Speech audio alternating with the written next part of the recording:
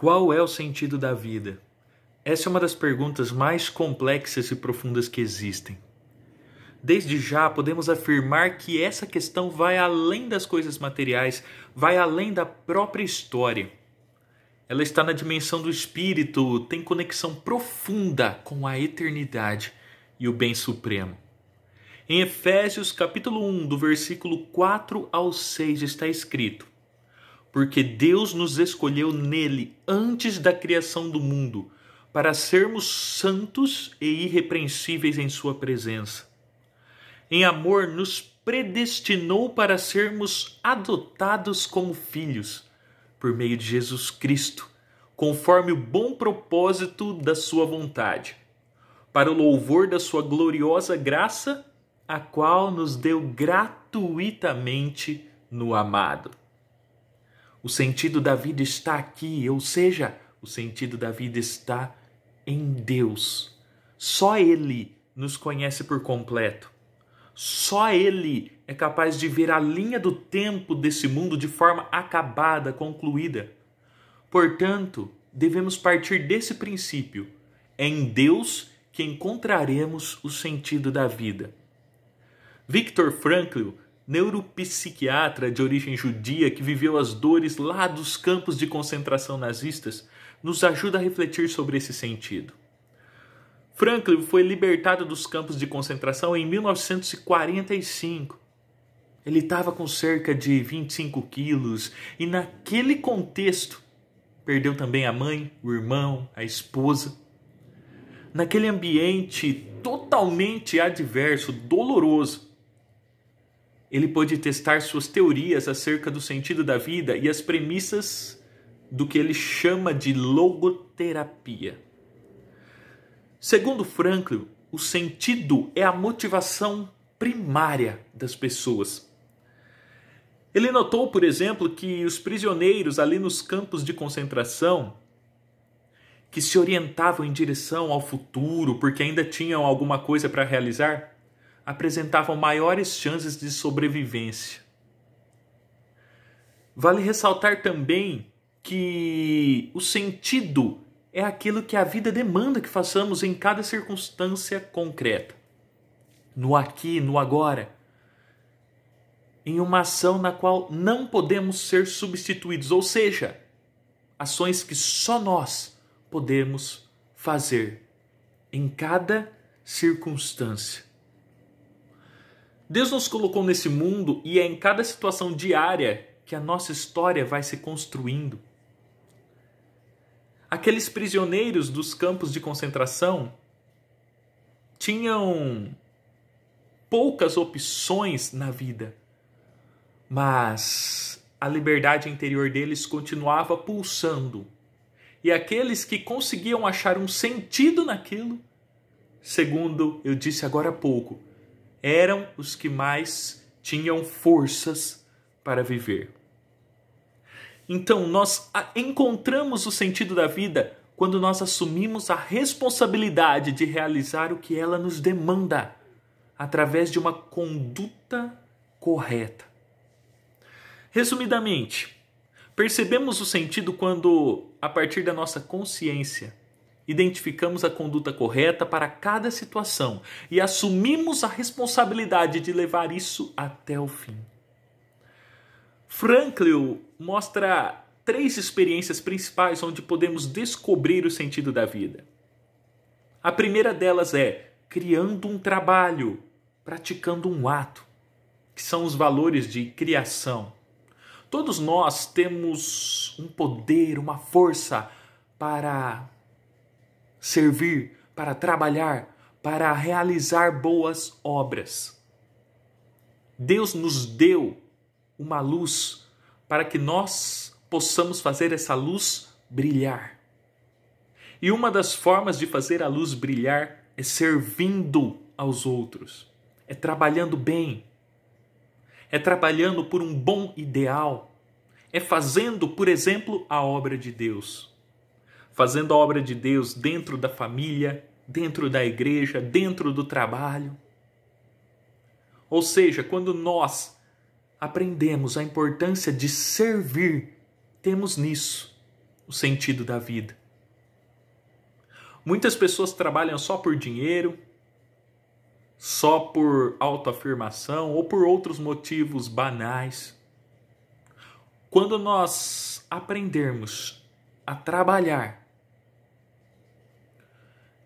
sem olhar para as mazelas do trabalho, mas observando no trabalho a importância de servir, de fazer o bem, eu tenho certeza que nossas angústias vão diminuir, que nosso desânimo com o trabalho vai diminuir, porque existe uma beleza no serviço.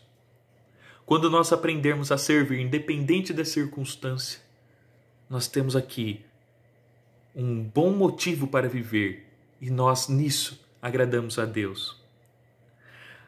A segunda experiência apontada por Frankl é experimentando algo ou encontrando alguém, que são os valores da vivência.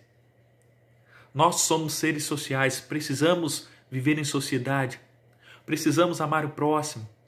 Deus coloca em nossa vida amigos, colegas, família, uma igreja, para que nós possamos viver o amor da comunhão, o amor e a beleza da convivência.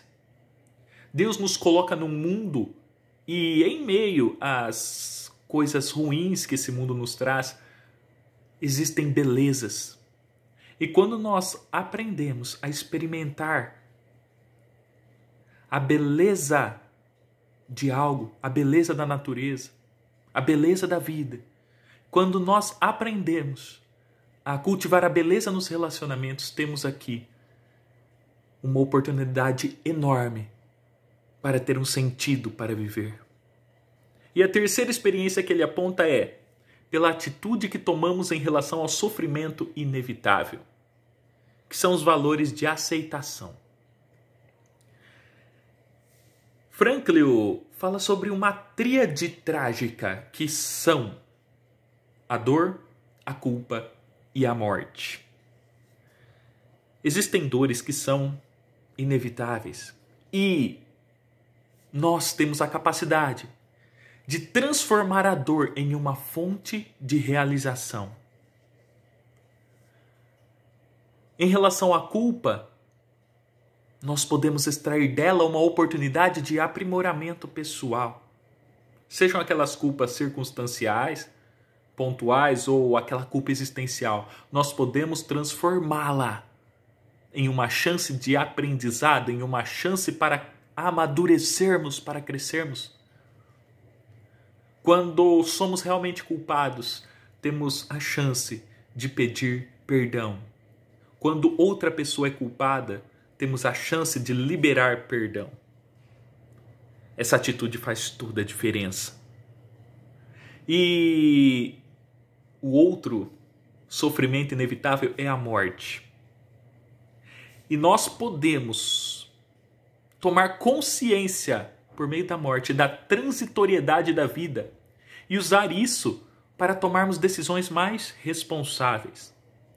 Ou seja, quando temos a consciência da morte, nós percebemos que tudo aqui passa, tudo aqui é vaidade, conforme concluiu Salomão lá em Eclesiastes.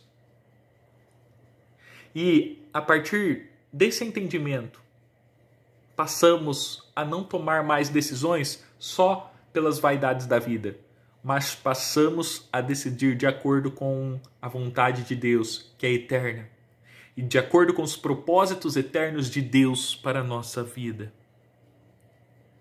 Em relação aos sofrimentos, é importante, claro, ressaltar que, segundo Frankl, não devemos buscar ou adorar o sofrimento, não é isso. Não devemos ser masoquistas. Segundo Frankl, o sofrimento sequer é necessário. E ele só se configura como uma possibilidade de sentido quando ele é inevitável. Então aqui nós falamos sobre sofrimentos inevitáveis, dores inevitáveis, culpas que surgem em nós e nós carregamos por sermos humanos e falhos, e a morte. Não temos como escapar dela, a não ser que Deus quisesse fazer com que ela fosse evitada. enfim.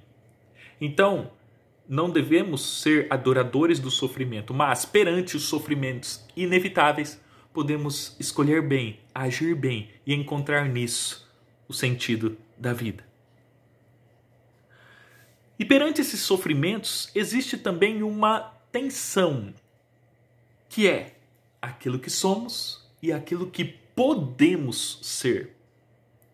Essa tensão entre o que nós somos e o que nós podemos ser permite a realização do significado que a pessoa é convocada pela vida a realizar. E isso não significa mera realização pessoal.